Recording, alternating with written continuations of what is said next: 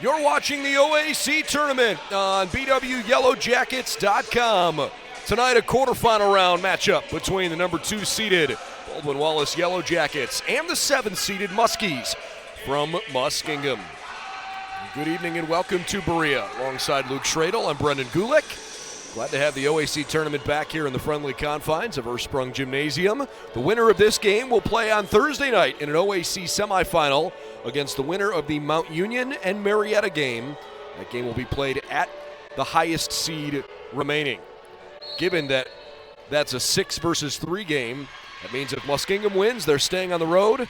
If the Yellow Jackets win, they'll stay at home. Off we go, the Jackets in white, Muskingum in black. Luke, what are you most looking forward to tonight? Well, this Muskies team is somewhat confident coming in after a playoff win already against Wilmington. Abby Jones scored 15 points off the bench, leading that game in scoring. She was one of 3 double-digit Muskie scorers. So they have some confidence coming in.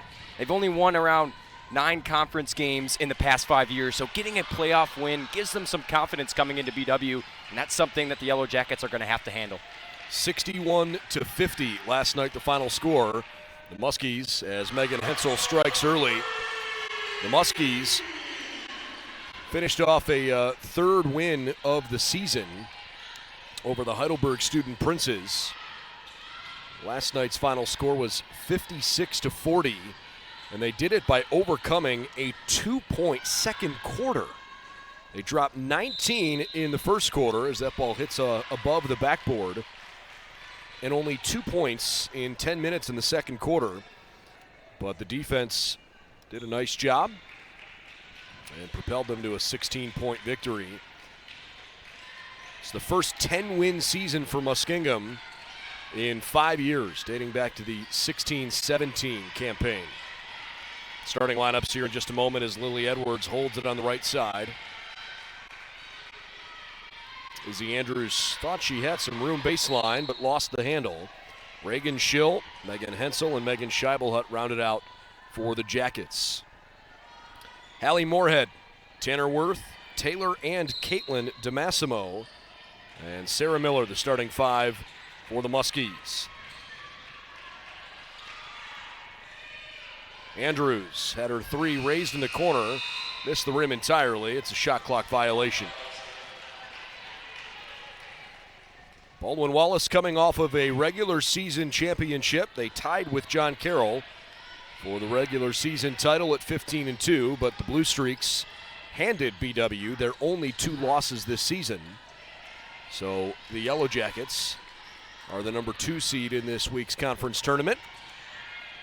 Good cut to the basket, but the layup missed by Caitlin DeMassimo, and here come the Jackets away with it.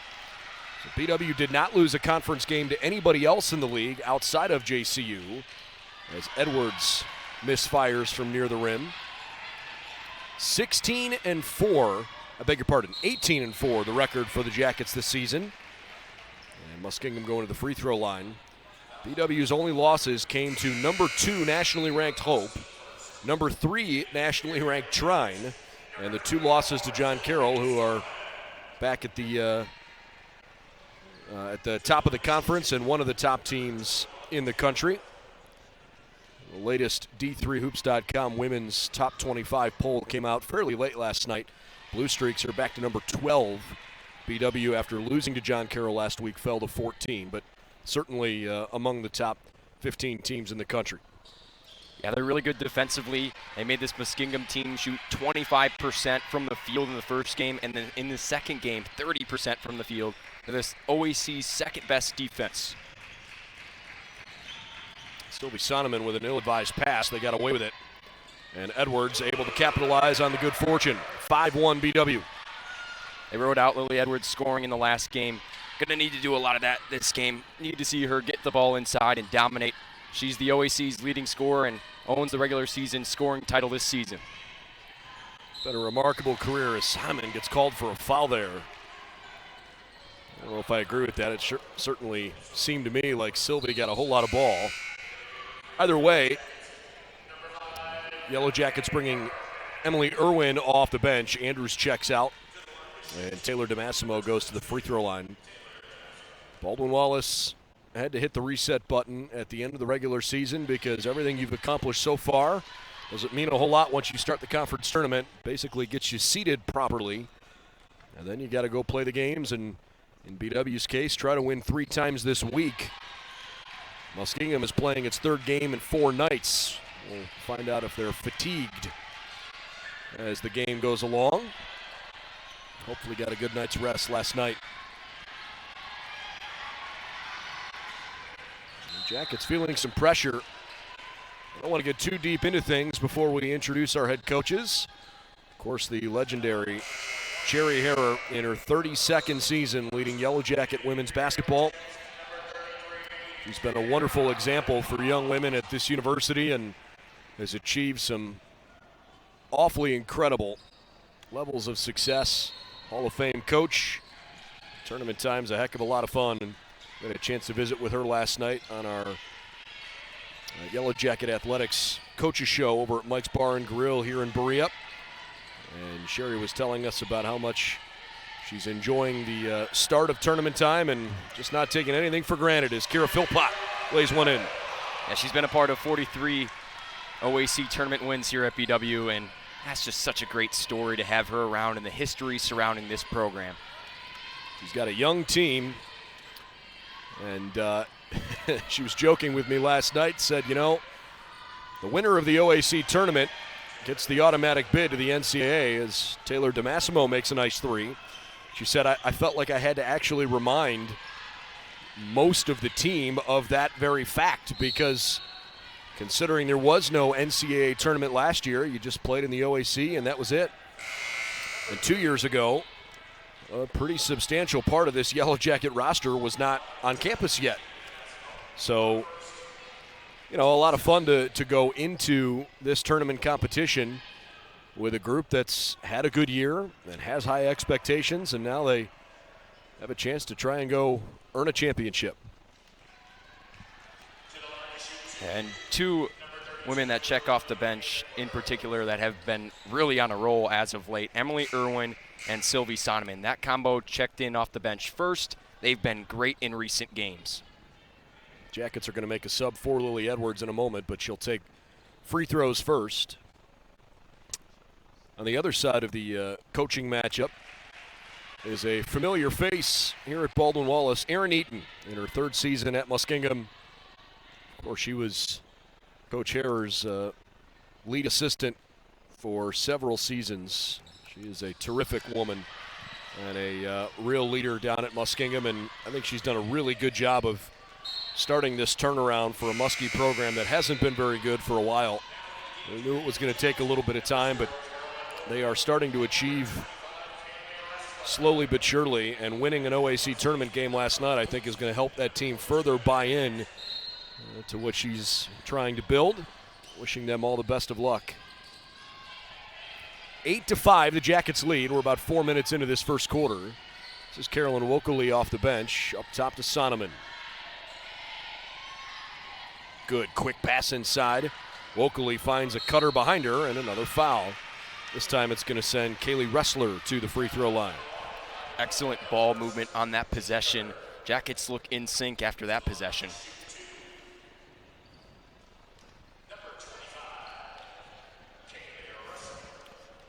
Unsurprisingly, the NCAA regional rankings showcase the strength of the Yellow Jackets region.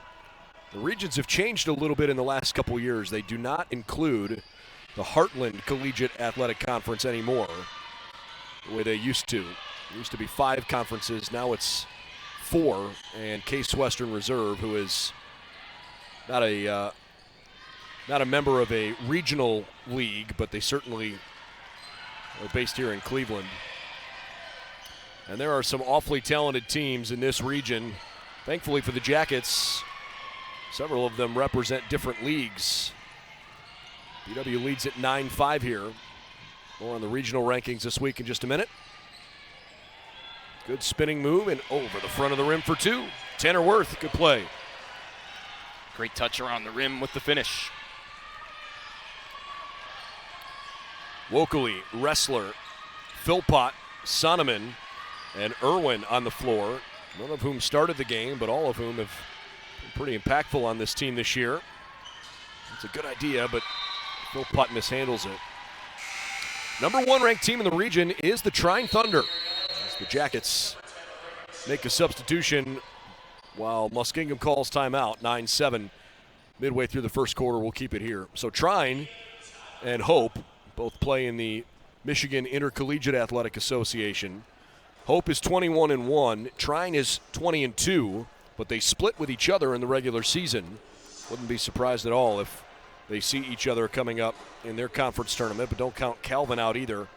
Calvin's had a pretty good campaign at 16-7.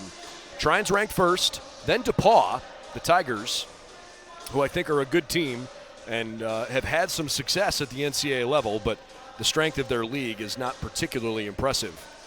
It's Trine, DePauw, Hope. Then the two teams in the OAC, John Carroll and BW, are 4th and 5th in the league, followed by a very good Marietta team at 19-4. Oberlin, Otterbein, Calvin, and Ohio Northern round out Region 7. Why is that important? Because if you're unfamiliar with the selection process for the NCAA, the selection show, by the way, is Monday at 2:30 Eastern Time, so 6 days from now. Of course, the OAC tournament will wrap up on Saturday. The way you get in the tournament, if you don't win your conference tournament championship and get the automatic bid, as it called for a double dribble, the way you get in the tournament is actually based upon your regional ranking. They take all of the conference champions out of their specific regions and look at all of the at-large potential teams across the 10 regions in D3 women's basketball. That one missed over the front of the rim.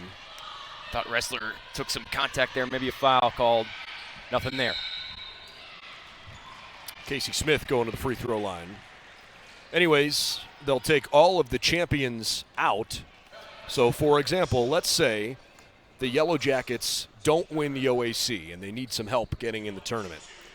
Best case scenario for BW, Trine or Hope wins the MIAA, DePauw wins the NCAC, and if the Jackets don't win the OAC, they want John Carroll to win the conference because that means John Carroll would not potentially steal a bid from them. You want to be the highest ranked team in your region that did not win a conference title.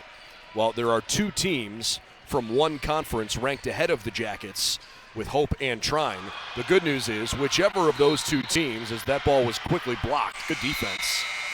The good news is whichever of those 2 teams doesn't win the league, Hope or Trine, the other one has an extremely good chance of being the first team in off the board for at-large consideration. So it would give the Yellow Jackets, theoretically, if they don't win the tournament, it would give BW a really good chance to get in because they would be at the table for those conversations pretty early on. The Jackets have, in my opinion, probably done enough to make the NCAA tournament this year if they don't win it, but you never know. It's not a guarantee. Good shot from the corner. And a 3-ball gives Muskingum a lead, 11-9. I just want to make it clear for those who are at home and maybe haven't followed this or don't know the rules. We haven't had a national tournament in a couple of years. Your national ranking is completely irrelevant when it comes to the NCAA tournament selection process. And the fact that the Yellow Jackets are ranked 14th is really cool, but that does not give them any advantage to get in the tournament if they don't win the league. So just wanted to clarify that up front. Good play by Kira Philpott. Puts in the missed 3 and turns around, lays it in to tie the game at 11. Cleaned up the offensive boards. Jackets are all over those boards early with a 4-board advantage. Already they lead the OAC in rebounding margin, so that's not surprising to see. They've been really active with those effort offensive rebounds. But Muskingum is doing what they do well. I mean, they lead the OAC in 3-point makes. They've already made 2 out of 3, so they're in rhythm. Jackets have a nice showing there from Philpott and now have the 12-11 lead back as Scheibelhut returns. By the way, I think I had mentioned earlier that Muskingum had called a timeout. That's my mistake. Forgot about that. In the OAC tournament, they have instituted media timeouts. So it's the first dead ball stoppage under the 5-minute mark in each quarter. And in the second half, there is one additional media timeout that would be taken during the first team-called timeout. Now, considering that we are essentially the media here tonight, I don't expect that to even be noticed by people at home, but the length of the timeout would be altered potentially. Hensel misfired. I'll tell you what, DeMassimo's done a good job, as has Sarah Miller, down on that low block already. Yeah, that's where the Jackets struggle with John Carroll. The defense down low, they did a great job of handling Edwards and Scheibelhut and trying to get them out of that paint area. And Muskingum doing a great job of blocking shots in there tonight. Try to give you some updates along the way on the other games around the tournament tonight, as Hensel had another one disrupted. We'll also keep an eye on the men's team, which is playing at Otterbein this evening, as Lily Edwards lays one in.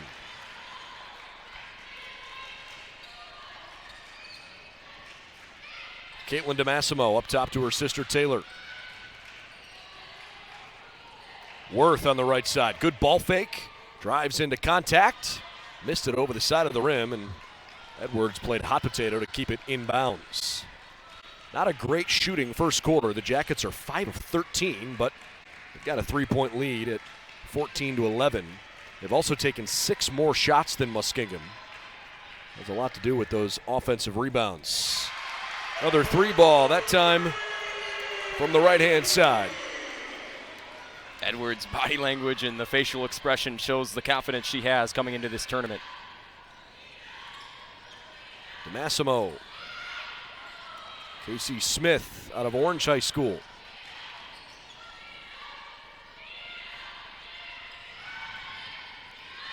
DeMassimo's sisters working together. They're not twins. One's a freshman, one's a sophomore. But critical pieces for this program as Sarah Miller is called for the travel. Hallie Moorhead, Bailey Bishop returning for Muskingum. A couple of changes for the Jackets too, as the new group is Wokeley, Edwards, Hensel, Andrews, and Scheibelhut. Late in the first quarter, BW by 6. If you joined us a little bit late tonight, I'm Brendan Gulick along with Luke Schradel. OAC tournament quarterfinal round. Winner plays Thursday night for a chance to go to the conference championship game. Edwards with a shot clock winding down, forced it up and drew a foul with 1 second on the clock. Jackets are playing really relaxed in this half-court set, not rushing anything, moving the ball around, and that time Edwards is doing what she usually does all season, getting to the free throw line. Jackets are already a couple trips early.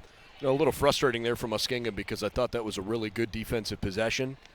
But when you commit a foul with 1 second left on the clock, it kind of leaves you with a sinking feeling in the pit of your stomach.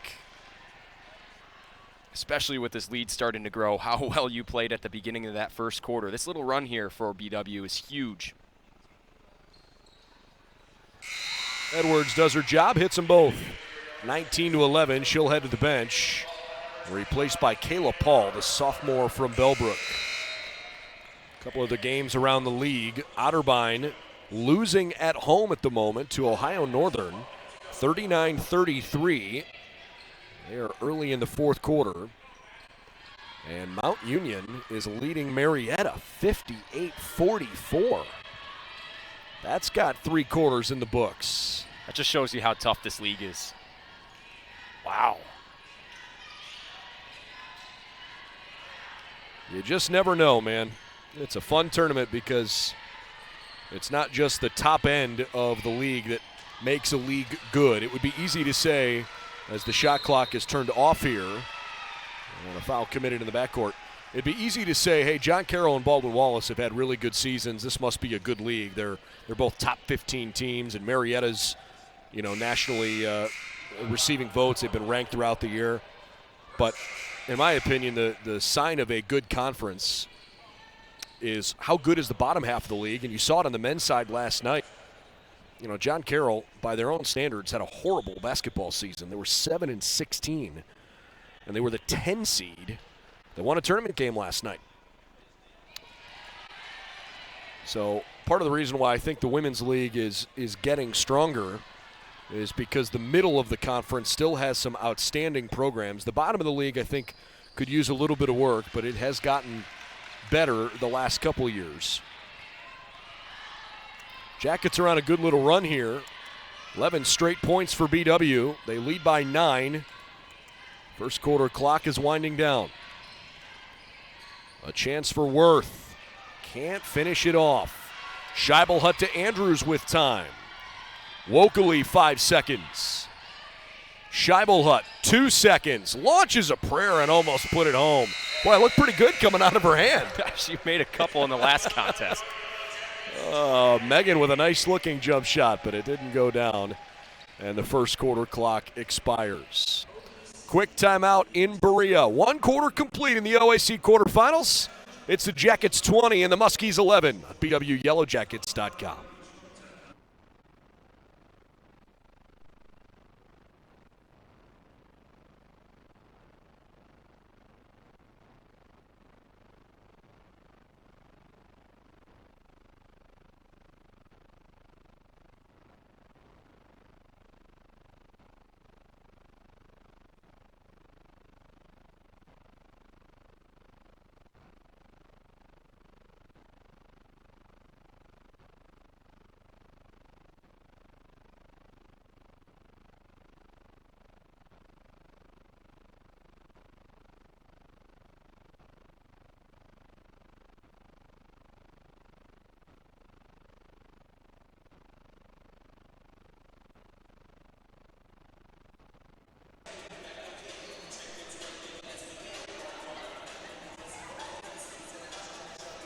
Second quarter action beginning in Berea. Baldwin Wallace off to a good start here in their first game of the OAC tournament. Muskingum, after a win last night, their first win in an OAC tournament in several seasons, gives them an opportunity to come on the road and try and pull off one of the bigger upsets in recent memory. Taylor DeMassimo, good left-hand dribble out to Abby Jones, who glides to the bucket. Great move and an easy layup. Well done. Had a great game last time out. Mentioned that at the top of the broadcast. 15 points off the bench in that one. Edwards not afraid of contact, leaning into Jones. Banks it home, 22-13. Pretty sure you're going to continue to see all that all night long. Jackets beat Muskingum twice this year. The first game was a little bit wider margin, 60-38, when they were at Muskingum about a week and a half ago. They knocked off the Muskies by 13 points, 63-50.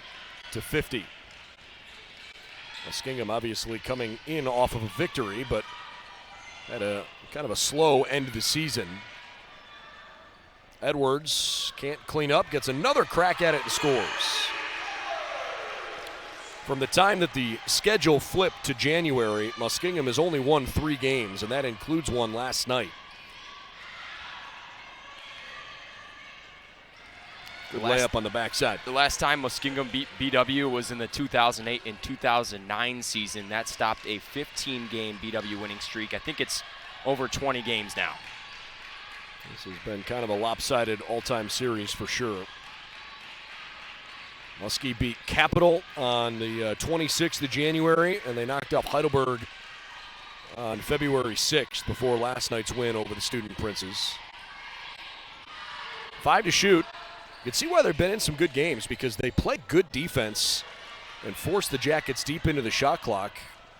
Not too many teams have been able to do that, but too many sloppy mistakes. That's the 5th turnover, and with BW +8 on the glass right now, it's not a winning formula for the Muskies. They've got to get things turned around here. They've been unable to control Lily Edwards on the offensive glass. If they want to cut into this lead, they're going to need to start boxing her out. Half the Jackets' points have come in the paint. Edwards having a good game on her own. She's got a dozen. 3 of them from the free throw line, where the Yellow Jackets are heading back to. Good patience by Wokeley on that pass. She could have rushed that a little bit, and I think it would have been a turnover. I don't think Sonneman would have been ready for a quick pass. Instead, waits a little bit longer for her to come open and draws the foul call.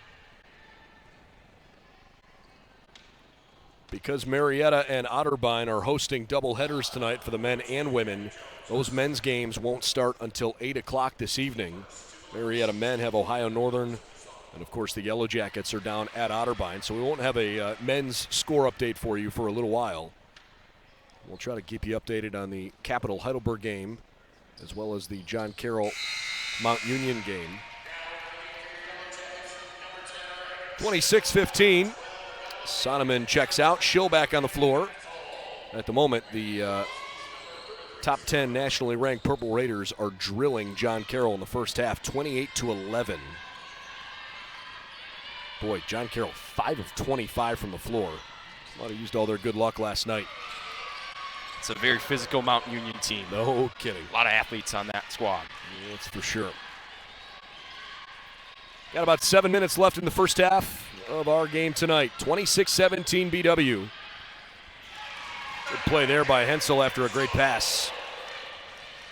Jackets were really good at home this year, losing only once. That was just a little bit ago. In fact, it was 1 week ago tomorrow when John Carroll came here and knocked off the Jackets by a baker's dozen. Worth down the right lane.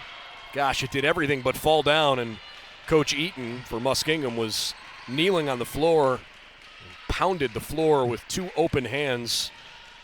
Frustration of that one not falling. Everything there on that play worked except the end of it. Edwards. Oh, yeah. Lily Edwards continues a really impressive stretch, forcing a Muskies timeout. The OAC scoring champion this year, having a great first half with the Jackets out front by 13.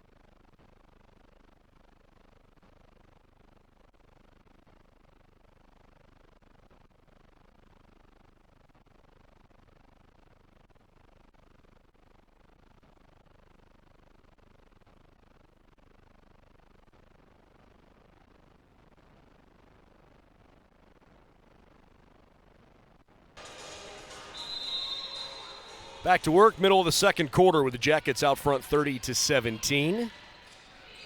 Keeping our eye on that Ohio Northern Otterbein game as well, because the winner of that game will very likely play the top-seeded John Carroll Blue Streaks. And it's notable because Otterbein handed John Carroll one of their 3 losses this year. Blue Streaks played Ohio Northern twice. Both of them were competitive games, but they beat the Polar Bears in both instances. I don't know about you, Luke, but I just don't like playing Ohio Northern in the OAC tournament. I don't care what sport it is. They never make it easy on you, and I'm sure Otterbein right now is sweating bullets in that game. Yeah, on the women's side, that ONU team, top 15 in the country in terms of scoring defense. Ressler puts it in. The Jackets all of a sudden with a comfortable margin here. It wasn't long ago that this game was much tighter. Actually, Muskingum had a lead kind of late in the first quarter. Jeez. Almost went down for Worth, another one that popped away. The Jackets were down 11-9 with 3:56 left in the first quarter. Now 8 minutes later, as Hensel buries that 3, the Jackets lead by 18. There's Megan Hensel, the third best OAC three-point shooter, over 40% from downtown in the regular season. Incredible sharp shooting season from her. Pretty likely that Megan is going to return next year. We'll wait for that to be official, but all indications are that she is going to have another year of Yellow Jacket basketball, and I am certain with the way she has played this year, she's going to have a huge role on this team a year from now. Good attempt. Not quite the bottom of the net, though, for Bella Valent. In the right corner, Moorhead. Abby Jones tried to lob one to Miller and turns it over. Valent saw some consistent minutes at the end of the season, been playing really great off the bench. Physical, another presence down low for the Yellow Jackets. Sherry Harrer, when I asked her last night what has made her most proud so far this season, she said, you know, the fact that we beat everybody in the league other than John Carroll, and the Blue Streaks basically returned their entire team from last year. They've got two of the best players, not just in the conference, but in the country, in Heffington and Nagy, and they're the real deal for sure. And she said we competed really hard with them twice, and if we didn't shoot 45% from the free throw line in the first game, we might have won that game. Certainly didn't play well enough defensively the second time through. But Coach Harris said with a team that has got so many underclassmen on it, to not lose another game the rest of the way in the conference and see some of the top teams in the country with hope and trying and know that that's what the measuring stick looks like. She's really proud of the progress they've made. I don't blame her. Yeah, I mean, it doesn't matter until you get to that final game in the OAC tournament, and, you know, they remember those two losses well. They're hungry to get at John Carroll again. Got to take care of business in these first two games, though. Edwards is playing possessed at the moment. 14-7 here in the first half with 3:11 to play. Philpott, Sonneman, Wokeley all return. A couple of changes from Muskingum too is Kenzie Bicking out of Dublin Kaufman High School, a freshman on the floor here, along with Casey Smith, Abby Jones, Tanner Worth, and I believe that's Taylor DeMassimo. Nope, Caitlin on the far side. Taylor just went to the bench. Jackets already have a 10 total rebound advantage. Really does her job at the stripe. Jackets lead at 37-19. 10 points for Megan Hensel. Lily Edwards leading all scorers here with 16. She's already got over her average in scoring just in the first half here. Muskies have had some open looks as you called for a bad screen there. But for whatever reason, it's just not firing fast enough. I mean, Abby Jones right at the top of the arc there could have pulled the trigger, and maybe she just doesn't want to take that shot. But I've seen that a number of times in the first half where it looks like the Muskies got the look they want, but they haven't either taken it or connected on it. Maybe that's fatigue. You know, you got a short bench, and these Jackets are so fresh. They come in with all these swaps and new faces and energy. It's tough to handle. Wokeley, 2.5 minutes before halftime. Philpott bulldozing her way underneath. Missed the first, got the second. Racking up that rebound advantage.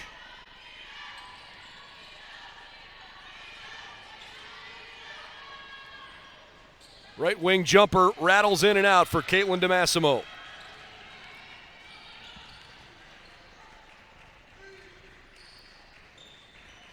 Wokeley picked up her dribble and needed a little help getting out of danger there.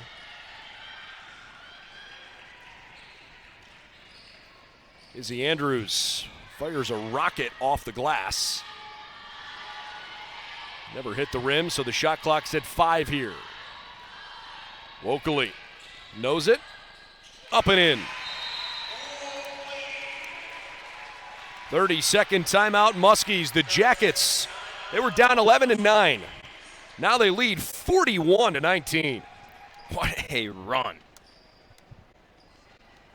I mean, it's all been coming from those offensive rebounds. If you're Wilmington, if you're Muskingum right now, you have to be talking about strategies to stop Lily Edwards and stop these offensive boards. I mean, they're not all just 50-50 balls. I mean, there are situations where Muskingum could be in much better position almost every single possession. Around the league, John Carroll leads Wilmington in a fairly tight game at halftime, 32-26. Ohio Northern over Otterbein 49-40 with about a minute left in regulation in that game. And the Marietta Mount Union game is also getting late. Remember, they were a 6 o'clock start.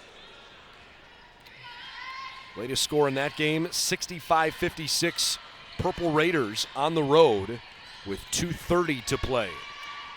If BW wins this game, they will play the winner of Mount Union and Marietta.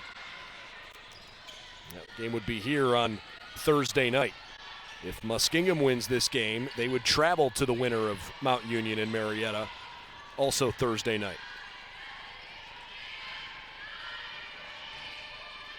Smith tiptoed the baseline, made a great pass. Moorhead's three looked on target but fell short and bounced out of bounds. Jacket ball. Boy, if Marietta loses that quarterfinal game, they are going to be sweating bullets on Monday for a team that might finish the year 21-5.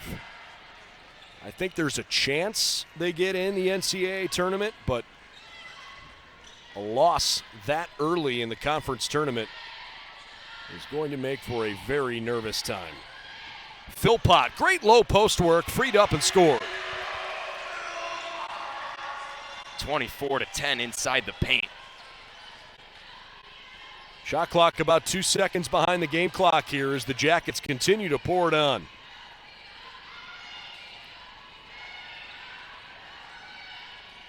Worth to her left, to the block.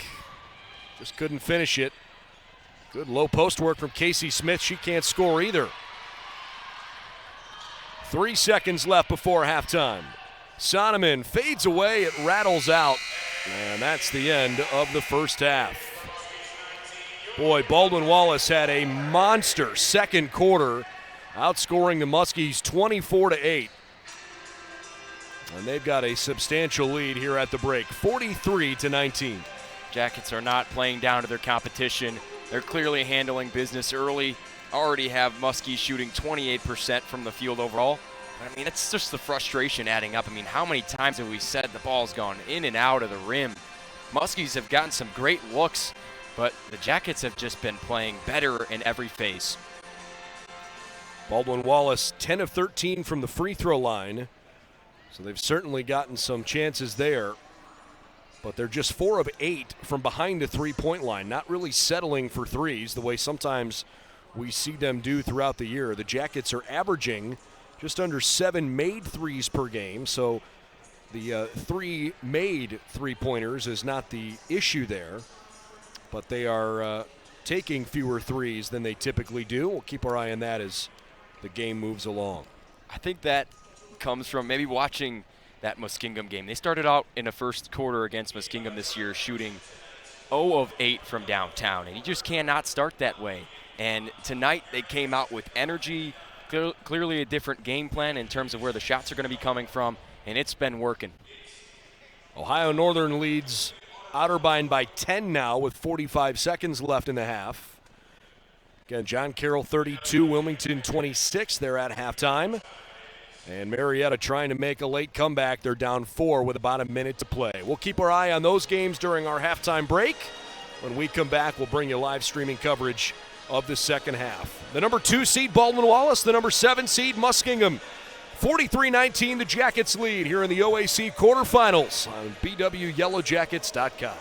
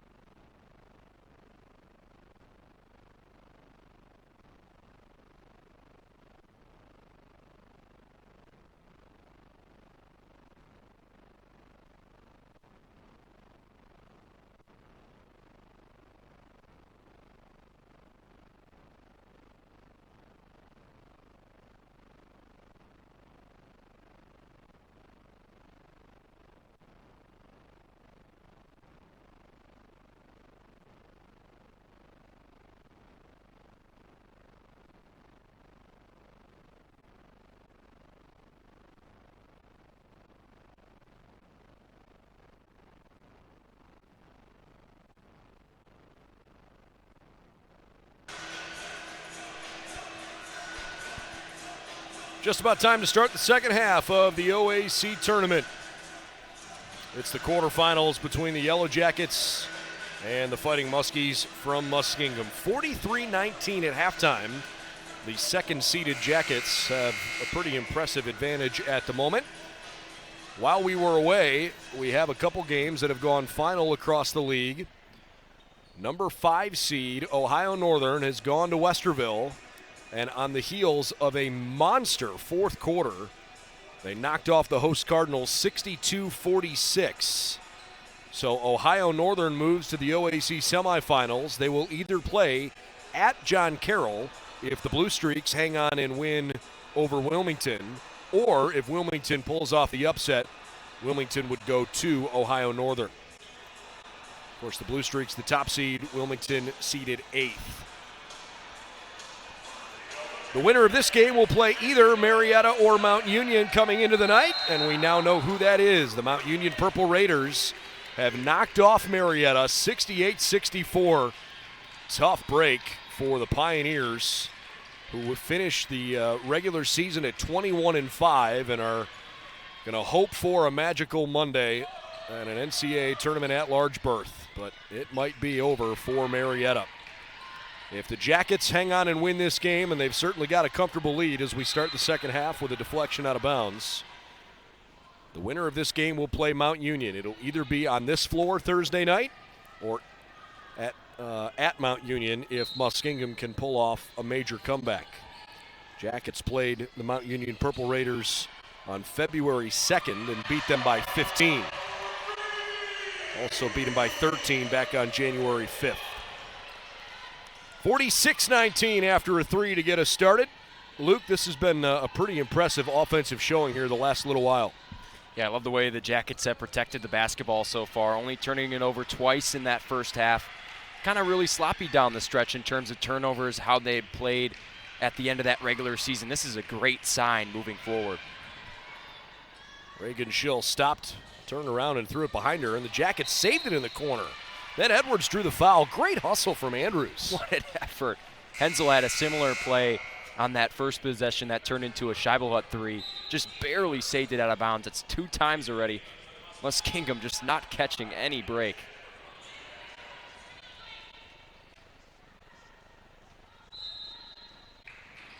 Andrews with a baseline inbound to Hensel.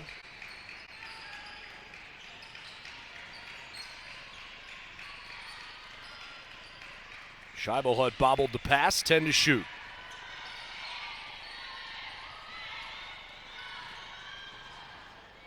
Good play by Lilly all the way. And basically nobody boxed her out after she put up the first layup attempt. Then when she missed, it's an uncontested putback. So Lilly's got a game-high 18 at the moment as DeMassimo launches a deep 3, and Taylor's a bit off the mark. Husky offense has just disappeared. Get the impression that head coach Aaron Eaton is a little frustrated with her team's mentality at the moment. They've had a bunch of good looks on the offensive end. It's just disappointing when you seem to be getting what you're trying to accomplish with the exception of that finishing component. Yeah, it's tough because you've never been in this position before and you haven't converted all these types of buckets, and the Jackets have been in a lot of these games, a lot of these OAC tournament games, and they know what to do. Jones. Well, she beat Edwards. Lilly even put her hands up by her head as if to say, I'm not touching her. Still got called for the foul. Really great work by Jones. Great first step. Got the acceleration and had Edwards by a couple of steps, draws the foul.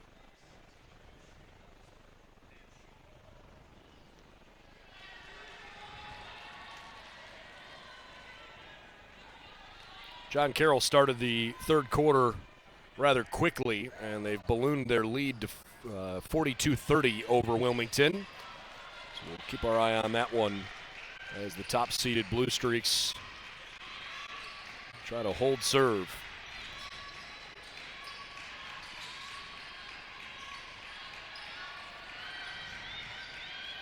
Edwards fouled.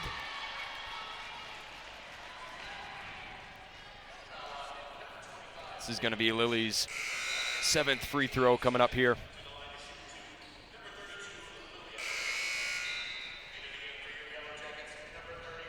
Already eyeing in on that double-double, 18 points, 9 rebounds, shooting at 6 of 13.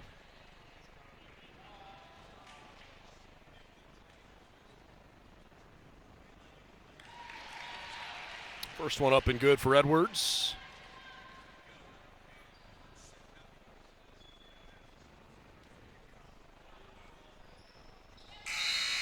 Lily scores twice.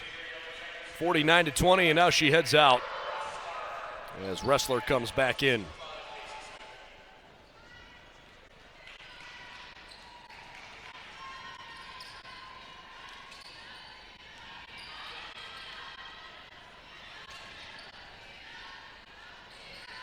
Jones with a nice pass, and Bishop drew enough contact to warrant a whistle.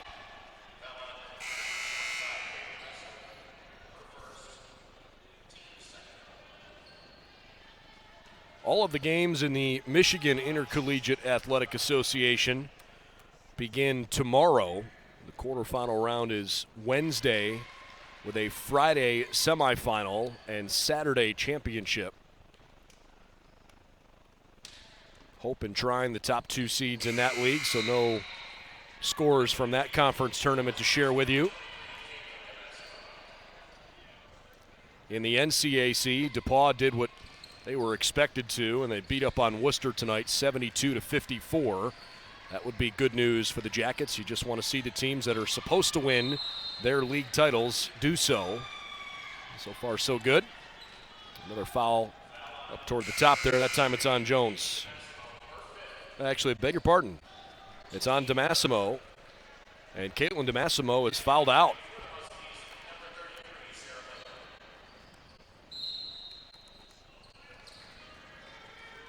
Fouls out, shooting 1 of 7, so a frustrating day to remember for her, but always next season to come after. Good ball rotation, an open 3 in the corner. Bit too long for Schill.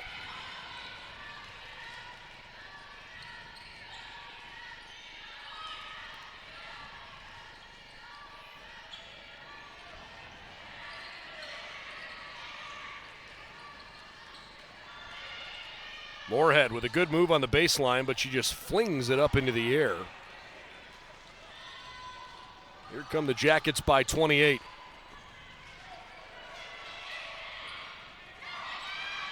Philpott tried to clean up the first miss, and then she goes down on a jump ball. We'll actually go back to the Muskies.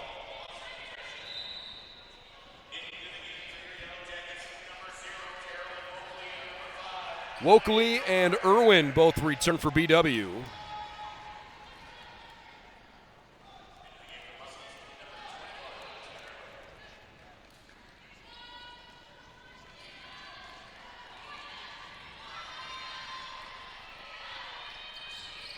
Approaching the midway point of the third quarter.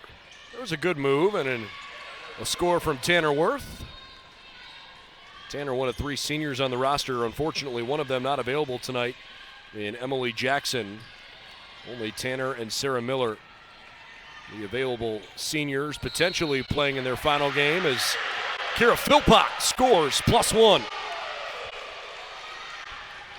kind of feel the energy in the stadium that it's a blowout, but you can tell on that bench that they're still jacked up. They're excited to be playing in tournament action and they're relishing every minute of this win.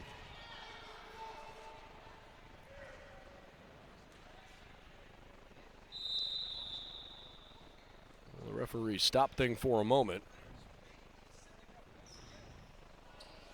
I think they had originally said 2 foul shots. That obviously wasn't the case. So Philpott shoots 1, does her job.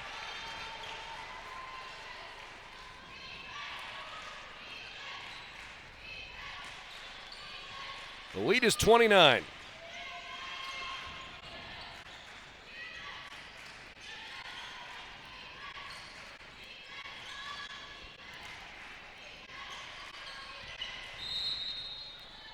And a foul. It's been an awfully long time since the Yellow Jackets have not played, at least in the OAC semifinals. This league, over the years, has had some really talented teams, but BW seems to always be right there. And women's basketball trying to compete for a conference title. Jump shot from the right elbow. Bishop never even got to the rim, partially blocked. In fact, the women's basketball banner that hangs in the rafters over to the left side of the gym, it's one of the 3 banners that has an extension on the bottom of it, along with the women's indoor track and men's outdoor track teams, which recognize OAC titles and NCAA top 25 finishes. The women's basketball team has had a pretty darn impressive run. They are co-champs in the OAC regular season again this year. It's the 12th time that's happened since 1999. And now Wokeley goes to the free throw line. They're trying to win the OAC tournament for the second time in 3 years. Even though there was no NCAA tournament last year, we did have an OAC tournament. John Carroll won the league title a year ago. Timeout on the floor. Jackets running away from the Muskies here in the second half, 53-24. BWYellowJackets.com.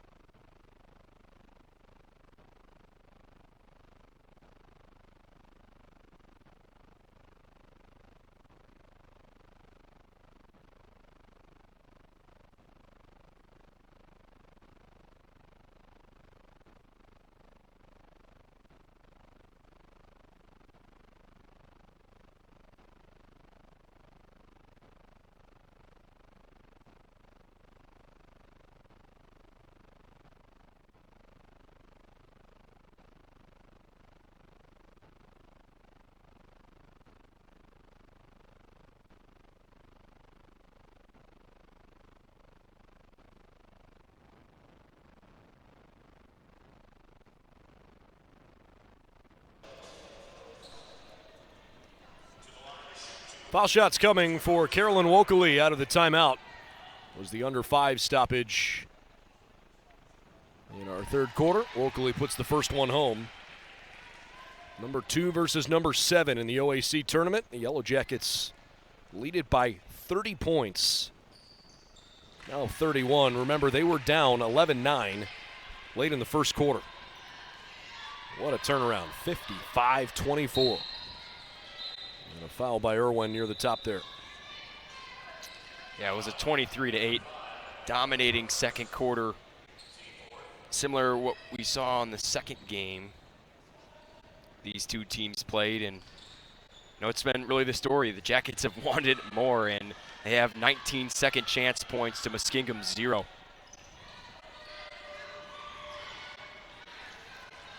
Good effort there from Casey Smith to save it, but Jackets grabbed it. Irwin wide open, dials it up. No answer.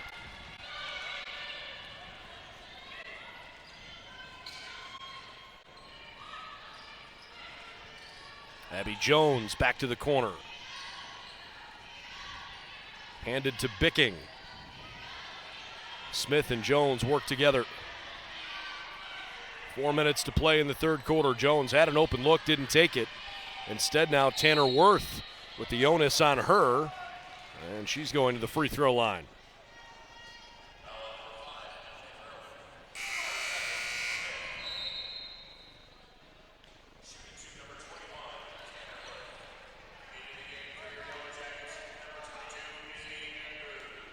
Muskingum's only made 8 baskets tonight in 27 minutes.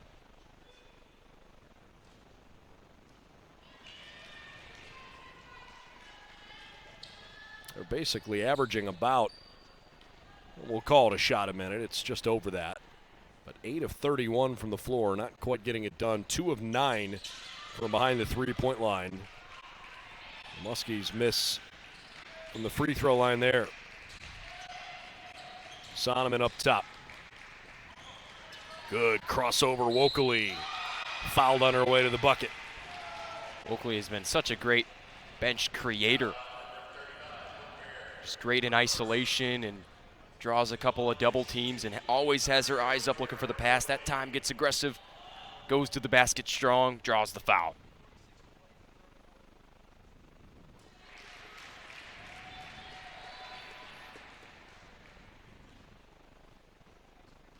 Just going off the top of my head here, but I want to say this is the most free throw attempts that they've taken in a game this season. That wouldn't surprise me. The Jackets have not been a team that typically gets to the free throw line a ton. They've drawn their fair share, I suppose, but came into the game 358 free throws in 22 games this year. That's an average of about 16 foul shots per game. And they're already at 20 on the night tonight. Let's see if the stats on the Yellow Jackets website break that kind of thing down on a game-by-game basis. Nice little layup there. Let's see, the Jackets from the free throw line. We're getting close. They've had a few games where they've been over 20 this year. 24 foul shots against Case Western Reserve. They had 21 against Otterbein, 27 against Mount Union, 22 against Otterbein the second time around, and 25 against Ohio Northern. But they are certainly having an above-average night in that regard.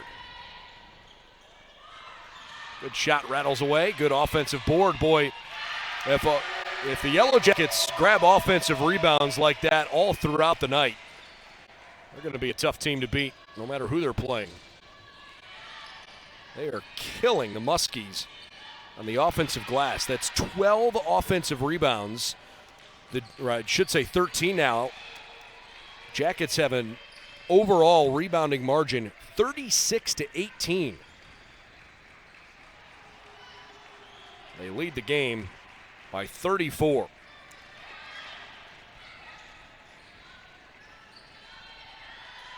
Good head fake and drive. Knocked away. Final 2 minutes of the third.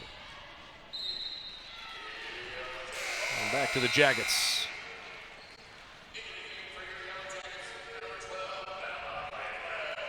All right, Bella Valent returns for BW.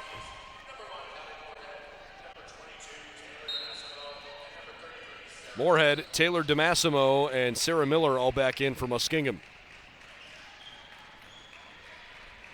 Quarter-by-quarter score. The Jackets won the first quarter 20-11. The second quarter 23-8, and they are winning this third quarter 18-8. Played good defense, although Muskingum just having an off night, missing some open looks, has certainly made that score appear a little bit more lopsided as Bella Valent lets out a primal scream when she gets hacked and scored anyways.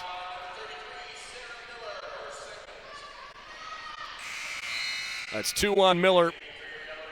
The Jackets bring Mairead La Liberty off the bench.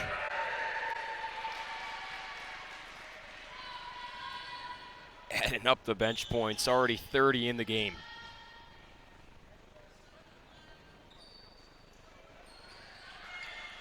Bella off the mark there, but it's well in control for the Jackets at the moment, 63-27. That three from the top of the arc, decent shot, but off to the left. Well, at this point, if you're BW, right, you start to think about making sure you stay healthy. Finish the third quarter strong, but it's pretty unlikely you're going to lose a 36-point lead in the fourth quarter. And if you've got major tournament aspirations, you know, be sound. Don't be sloppy and lose your focus here, but I think it's okay for Coach Harrer to continue using some of the deeper parts of her bench here. Keep getting that experience for some of the younger players and try to get out of here as healthy as possible, knowing what is to come with Mount Union. You never know. You could have a playoff superstar sitting at the end of your bench, and if you don't give them time in this type of moment, you never see what they could possibly do. That's a great point. And you also don't want to waste these kinds of chances because you don't get very many of them throughout the course of the year.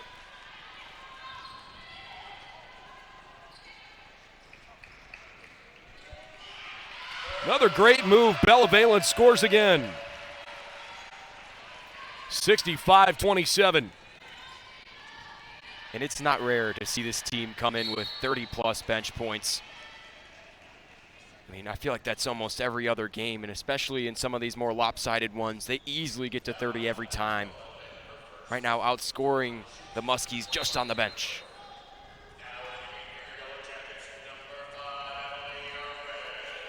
Emily Irwin, the sophomore out of Pickerington, back out on the floor.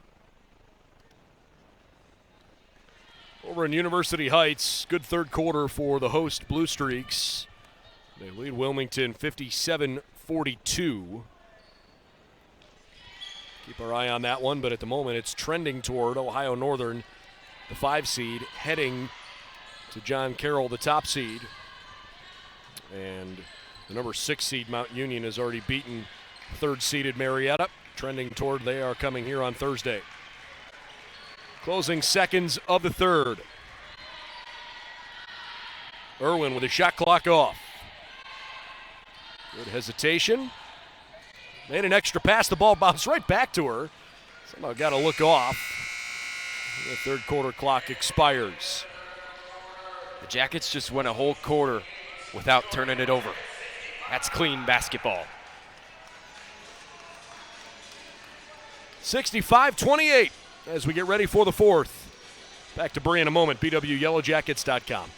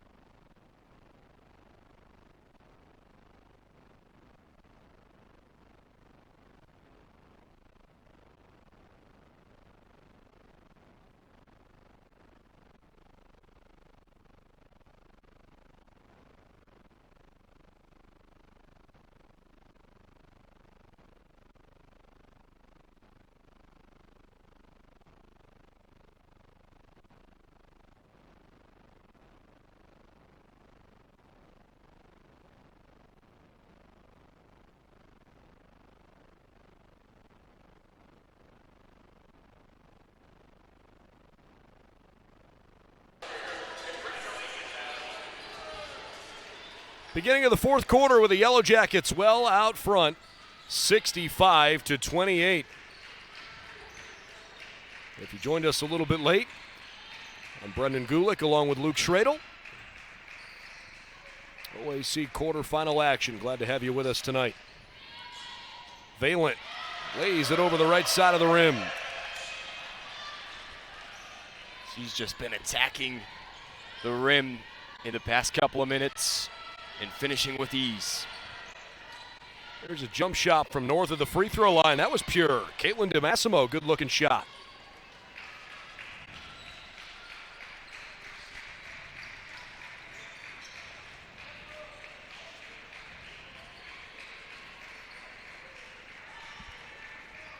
Bella to her right, down the right side of the paint. And a foul on the Jackets. That's on Kayla Paul for a bad box out.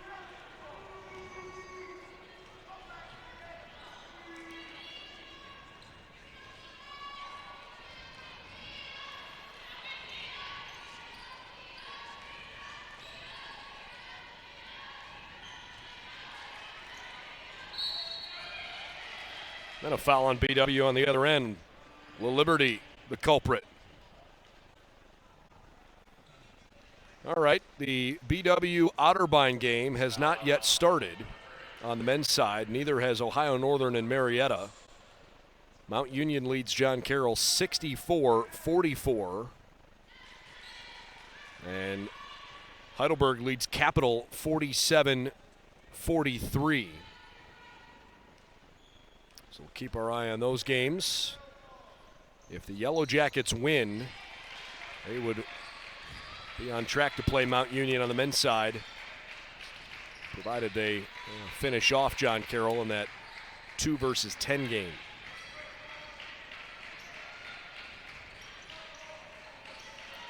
It's going to be an interesting game at Otterbein. That Otterbein team just played a really close one with Mount, only lost by 2 in that one. The try from the corner, Valent gets the offensive board, splits the defense, scores, and she'll go to the line.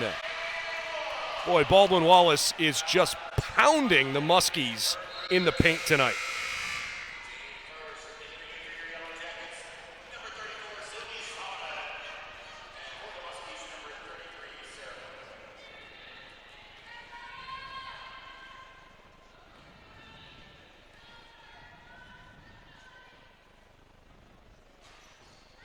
Valent misses off the side of the rim from the free throw line.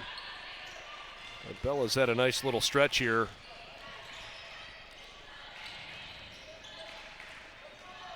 Give Bella Valent 8 points on 4 of 6 from the floor. Muskingum been a little sloppy with it. Tanner Worth, their leading scorer, she's got 11, but the team also has 11 turnovers. Worth 4 of 11 shooting. Nobody else has more than 5 for the Muskies. As that 3 banks in. Boy, when it rains, it pours, man. It's all going the brown and gold way right now. Wow. 72-31.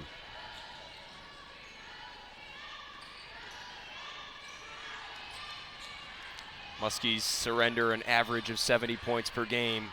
The worst defense in the OAC, and you can see why. The Jackets really taking advantage tonight. All over the glass, all over the paint. Here's another drive in the paint. Sonneman to the stripe. It'll be for BW's 23rd and 24th free throws of the game. Philpott returns, so does Caleb Paul. On the other side, Smith and Caitlin DeMassimo check out. It's now Miller, Jones, Worth, Taylor DeMassimo, and Hallie Moorhead. First one up and good. Yellow Jackets won the OAC tournament 2 seasons ago in 2020. Of course, that was part of the magical start to the NCAA tournament when they hosted the opening 2 rounds. They pounded Haverford and then beat a very good Chicago Maroons team on this floor to punch their ticket to the Division III Sweet 16. It was announced that the Yellow Jackets would play at Hope in the Sweet 16. Hope was the #1 team in the country. Apparently no foul called there. Muskingum got a shot out of it, but no points. But of course the Jackets never got a chance to go up to Holland, Michigan, because that's when COVID-19 canceled college sports 2 years ago. This roster still has bits and pieces of that team, and I'm sure that leadership will come out and they'll talk about that experience and what it was like to have all that taken away from you with the opportunity presented in front of you. Kayla Paul playing with a big smile on her face, and she should be. That was a great move and a good basket, 76-31. Sonneman, good defense, but Moorhead strikes. Yeah, there are a few upperclassmen still on this team. Reagan Schill, Izzy Andrews, both in their junior year. Emily Lyon, Megan Hensel, Maradla Liberty, Lily Edwards, Megan Scheibelhut. They're seniors now. They were sophomores on that team a couple seasons back.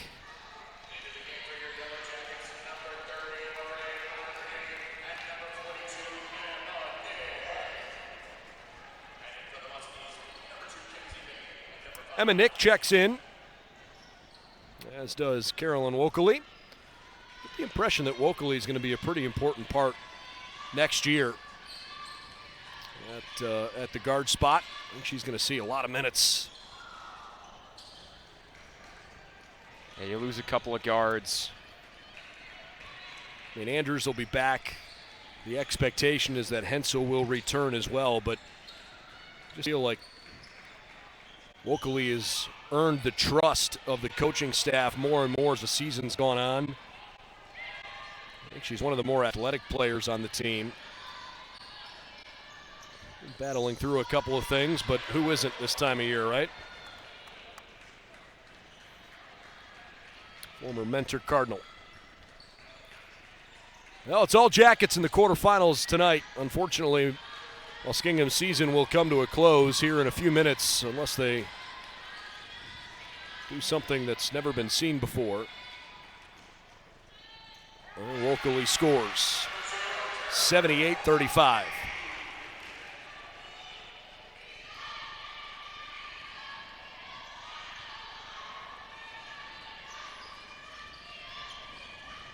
Good move by Abby Jones. Passed underneath to Casey Smith, who lays it in. But again, I think that's kind of what I was referring to earlier. Was it a good pass, and did they get the result they wanted? Yes. I felt like Abby Jones had an easier look at a layup there. Yeah, it's just been not their night. And when you kind of get in that rut at the beginning of the first quarter, they kind of let it slip after one little run from the Jackets. They really didn't survive that first Jacket run. I think next time, got to be a little bit more resilient, and that starts with the effort on the offensive glass. It just got too much, way out of control. Well, Sherry Harrer calls a timeout. She wants a rolling timeout, but that's got to be the first stoppage under 5 minutes, so it's only a rolling timeout if the coaching staff wants it to be. Muskingum choosing to huddle up, so that's what they'll do. 80-37 with 3:47 to play in Berea.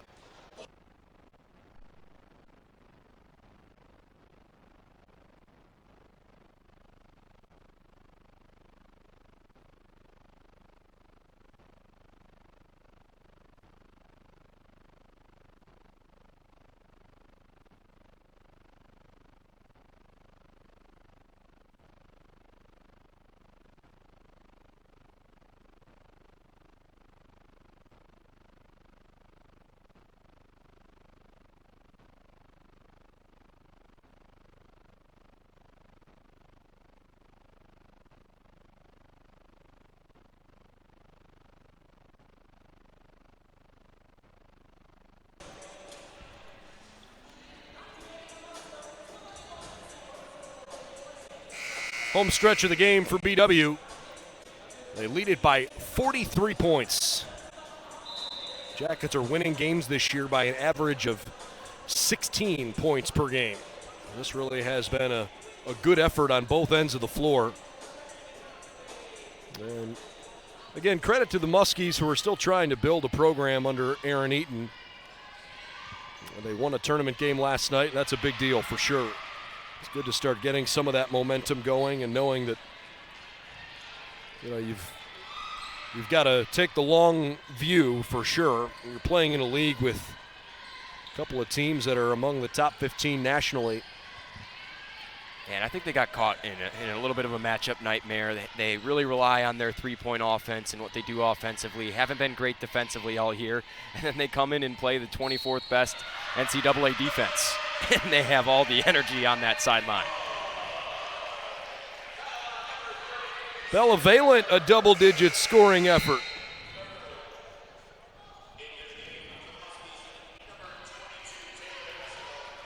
Bailey Bishop and Taylor DeMassimo onto the floor. Caitlin DeMassimo fouled out a little earlier. Taylor and Caitlin combining this year to score almost 24 points per night. Jones about 10 a game.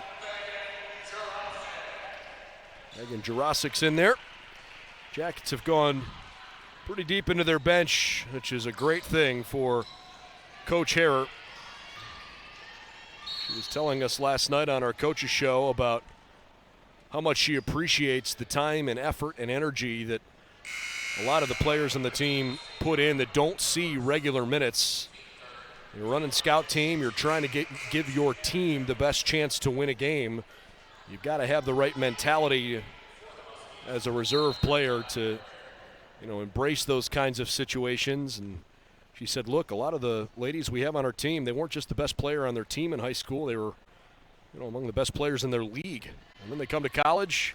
They've got ability, but there's some other pretty good players on the roster too, and they only play 5 at a time. And if you want to build a good program, you better have the buy-in from the back half of your roster. She's really proud of this group of underclassmen and the way they've embraced that. Yeah, iron sharpens iron. And the more you go against those strong All-American players and All-OAC players that litter this team, it just makes you better every single day. And just all over at this school, I hear so many players say, I've improved so much from when I came here. And that's a credit to some of the leadership in this athletic staff and what they pride themselves on. And just talking with men's basketball and Tom Heil, he just says there's so many guys in the room that are here every single night that necessarily don't see any time in the rotation. He's never seen anything like that before. And that's building a culture here, and it's been done on the women's side year after year after year as well. All you can ask is for your players to trust what you're doing as a coach and to do everything they could do to get better individually. And understand the coaching staff's going to find a way to make it work as a team. Well, a result like this will certainly help. It's 85-39 right now with 2 minutes to go. Jackets with a real exclamation point. Just to give you some perspective, John Carroll was in a pretty tight game. It was 6 points at halftime with Wilmington. Wow. I don't know how Emma Nick got so wide open in the middle of the paint there, but she lays it in. JCU now leads 75-58 over Wilmington with 2 minutes to go. Is that three from the left corner's off target? So that'll set up the OAC semifinals, where Ohio Northern will head to University Heights to play John Carroll. And Baldwin Wallace is going to host Mount Union after a nice play on the baseline there by Jurasic. Jackets beat the Purple Raiders twice in the regular season. They'll need a third win. It's pretty tough to beat a team 3 times in a year. But you go out there and give it your best shot, see what happens. Okay, well, you only turn it over 3 times in a game, and you're going to be on your way to beating a team 3 times in a row. 3 turnovers for the Jackets on a night where they've shot 46%. But look at the rebounds, 47-25. They have had their way with the Muskies in the paint. The lead is 50. 55 Jacket bench points. That's off Nick, out of bounds. Haven't said Sadie Arnd's name, but she's on the floor as well. Jurasic, Nick, Paul, Arnd, and Alec Johnson, the 5 out there for BW right now. 3 bench scorers, double digits scoring in this game. Jurasic scores another one. Jurasic, a sophomore. Emma Nick, a freshman. Paul, a sophomore. Alec Johnson, a freshman. Bella Valence, a freshman. Sadie Arnd's a freshman. Philpott, sophomore. Sylvie Sonneman's played a bunch tonight. She's an underclassman. Carolyn Wokeley, an underclassman. Emily Irwin, an underclassman. They get a lot of praise for Megan Hensel, Lily Edwards, and Megan Scheibelhut, the 3 seniors that see a chunk of time here. But the reality is, this is a Yellow Jacket team. It's got a chance to be pretty good again next year with all of this talent coming back.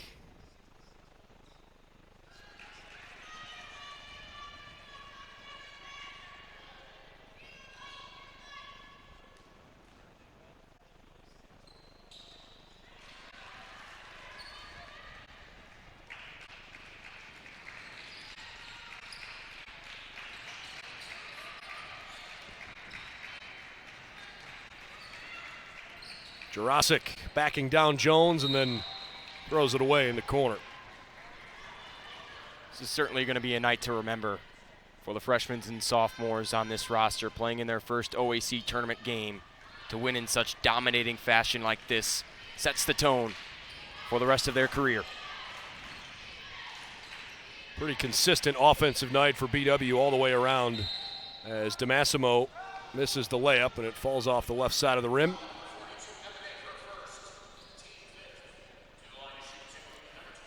As you pointed out earlier, a lot of free throw attempts for BW tonight. They tie their season high 27, of which they hit 22, 81% from the free throw line. Pretty good night. Caitlin DeMassimo hits her first.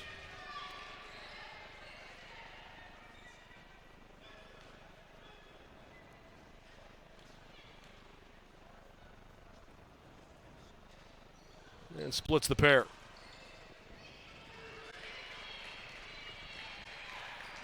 Coach Harrer tells her team, hey, just hang on to the ball here. No reason to do anything crazy. Dribble it out.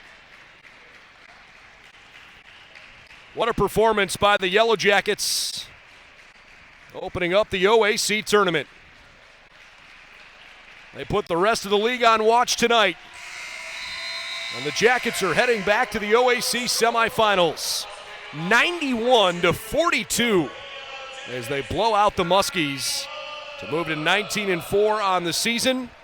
And they end Muskingum's season with a record of 10-15. Wow, just a night that every Yellow Jacket on that roster will remember. This is what we have to be going down the stretch. I mean, they were perfect tonight offensively in terms of the way they moved the basketball. Only 4 turnovers. And on the boards, they just got after it tonight. 48-26 down there, 54-20 inside the paint. Led the game in second chance points, 29-0, 58 bench points. Just an all-around team win. Jackets shot 47% from the floor, Muskingum 31%. And the big difference was on the glass, 48-26 for BW. Goodness gracious. Jackets had 17 offensive rebounds, just 4 turnovers in a 40-minute game. Lily Edwards, 20 points, 9 rebounds.